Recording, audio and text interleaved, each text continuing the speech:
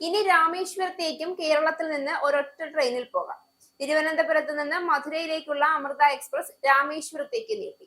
വ്യാഴാഴ്ച ഇത് പ്രാബല്യത്തിൽ വരും. ദക്ഷിണേന്ത്യയിലെ പ്രധാന തീർത്ഥാടന കേന്ദ്രമായ രാമേശ്വരത്തേക്ക് കേരളത്തിൽ നിന്നുള്ള ഏക തീവണ്ടിയായി ഇതോടെ അമൃത മാറി.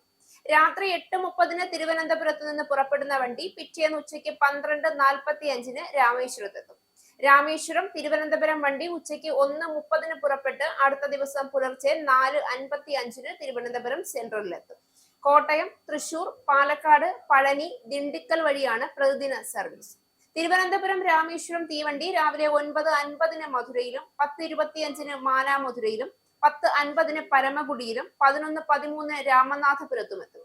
തിരിച്ചുള്ള വണ്ടി ഉച്ചയ്ക്ക് 2:13 രാമനാഥപുരത്തും 2:38 പരമകുടിയിലും 3:05 മാനാമധുരയിലും 4:05 മധുരയിലും എത്തും. തിരുവനന്തപുരത്തിനും മധുരയ്ക്കുമിടയിൽ നിലവിലുള്ള സമയക്രമം തുടരും.